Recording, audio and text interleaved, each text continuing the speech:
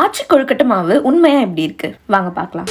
ஹே lovelies, எல்லாருக்கும் வணக்கம். Welcome to simple Tamil channel. இன்னைக்கு நம்ம ஆச்சியோட கொழுக்கட்டை மாவை தான் ட்ரை பண்ணி ரிவ்யூ பண்ண போறோம். ஸோ முதல்ல பேக்கேஜிங் இந்த மாதிரி தான் இருக்கு. இந்த மாதிரி ஒரு பேக்கெட்ல தான் வந்து கொடுக்குறாங்க. இது வந்துட்டு 1/2 கிலோ ஆச்சி கொழுக்கட்டை இடியாப்பம் மாவுன்னு கொடுத்துருக்காங்க. இதுல வந்துட்டு நீங்க கொழுக்கட்டை கிடையாது, இடியாப்பமும் செய்யலாம். ஸோ இது கூட வந்து பாத்தீங்கன்னா நமக்கு அச்சும் வந்துட்டு ஃப்ரீயா கொடுக்குறாங்க, கொழுக்கட்டை செய்யறதுக்கான அச்சு. ஸோ அதுமே நான் உங்களுக்கு வந்துட்டு காமிக்கிறேன். பின்னாடி வந்து பாத்தீங்கன்னா இன்கிரீடியன்ட், அதர் டீடைல்ஸ், அதுக்கு பிறகு செய்முறையும் கொடுத்துருக்காங்க. உங்களுக்கு கொழுக்கட்டை செய்யறதுக்கான செய்முறையும் இருக்கு, இடியாப்பம் செய்யறதுக்கான செய்முறையும் இருக்கு. அச்சு வந்து பாத்தீங்கன்னா பாக்குறதுக்கு இப்படிதான் இருக்கு. இந்த ப்ளூ கலர்ல கொடுத்துருக்காங்க. பிளாஸ்டிக் அச்சு தான் அண்ட் குவாலிட்டி எல்லாமே வந்துட்டு பாத்தீங்கன்னா நல்லா இருக்கு. இப்ப வாங்க நம்ம கொழுக்கட்டை செஞ்சு பார்க்கலாம். முதல்ல வந்து பாத்தீங்கன்னா இந்த 500 கிராம் ஆச்சி கொழுக்கட்டை மாவு வந்துட்டு நம்ம ஒரு பவுல்ல வந்து ஆட் பண்ணிக்கலாம். பிறகு தேவையான அளவு உப்பு சேர்த்துக்கோங்க. பிறகு நீங்க வெந்நீர் கொஞ்சம் கொஞ்சமா சேர்த்து நீங்க மாவு வந்துட்டு பிசைஞ்சுக்கலாம். தண்ணி வந்துட்டு நல்லா சூடா இருக்கணும். தண்ணி அளவு நம்ம பார்த்து தான் வந்து பாத்தீங்கன்னா சேர்த்துக்கணும். இல்லைன்னா மாவு வந்துட்டு தண்ணி ஆகிறதுக்கு சான்ஸ் இருக்கு. ஸோ கொஞ்சம் கொஞ்சமா சேர்த்து மாவு வந்துட்டு நல்லா பிசைஞ்சுக்கலாம். ஓகே, கொஞ்சம் வந்து பாத்தீங்கன்னா டைம் எடுத்ததுன்னு சொல்லலாம். அது வந்து நல்லா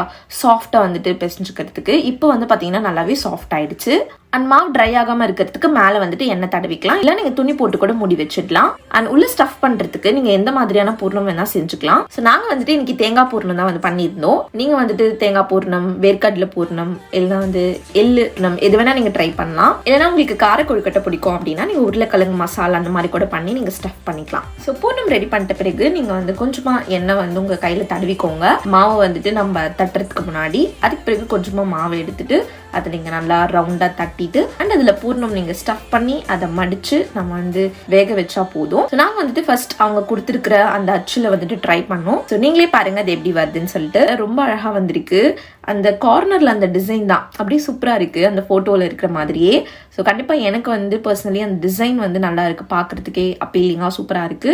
அண்ட் அச்சு வந்து பாத்தீங்கன்னா கண்டிப்பா பெர்ஃபெக்டாவே ஒர்க் ஆகுது. பட் மறக்காம நீங்க வந்து பாத்தீங்கன்னா அச்சுல வந்து ஒரு தடவையும் எண்ணெய் லைட்டா அப்ளை பண்ணிட்டு பண்ணிக்கோங்க. அப்பதான் ஒட்டாம அழகா வருது. ஸோ உங்களுக்கு கையில அந்த மாதிரி தட்டி பண்ண தெரியாதுன்னா ஈஸியா நீங்க இந்த ஃப்ரீ அச்சுலேயே நீங்க வந்துட்டு பண்ணிக்கலாம். நாங்க வந்துட்டு கொஞ்சம் அந்த மாதிரி பண்ணோம். அதுக்கு பிறகு கையிலே தட்டி பண்ற மாதிரி அதே டிசைன்ல, அதுக்கு பிறகு ரவுண்டா அந்த மாதிரியும் நாங்க வந்து பாத்தீங்கன்னா பண்ணுவோம். ஸோ நாங்க வந்துட்டு 2-3 கார கொழுக்கட்டை வந்து பண்ணலாம் அப்படின்னு சொல்லிட்டு அன்னைக்கு நாங்க பண்ணியிருந்த பொரியலே வந்து பாத்தீங்கன்னா ஒரு 2-3 கொழுக்கட்டை அந்த ஸ்டஃப் பண்ணி கார கொழுக்கட்டை மாதிரி அதையும் வந்துட்டு ரவுண்ட் பண்ணிக்கிட்டோம். ஸோ இந்த மாதிரி நீங்க வெரைட்டியாவும் பண்ணலாம், இல்ல ஒரே மாதிரியும் பண்ணிக்கலாம். பூர்ணம்லாம் ஸ்டஃப் பண்ணி கொழுக்கட்டை வந்து வேக வைக்கிறதுக்கு தயாரா இருக்கு.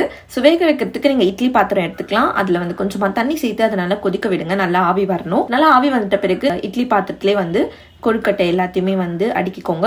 பக்கத்துல வேணாம், கொஞ்சம் கேப் விட்டு வைங்க. அப்பதான் ஒட்டாம நமக்கு வந்து கொழுக்கட்டை சூப்பரா வரும். எல்லாத்தையும் அடிக்கிட்டு க்ளோஸ் பண்ணிட்டு நீங்க 7 to 10 நிமிஷம் வரைக்கும் வேக வைக்கலாம். நான் ஒரு 10 minutes டைமர் வச்சுட்டேன், வெயிட் பண்ணலாம்.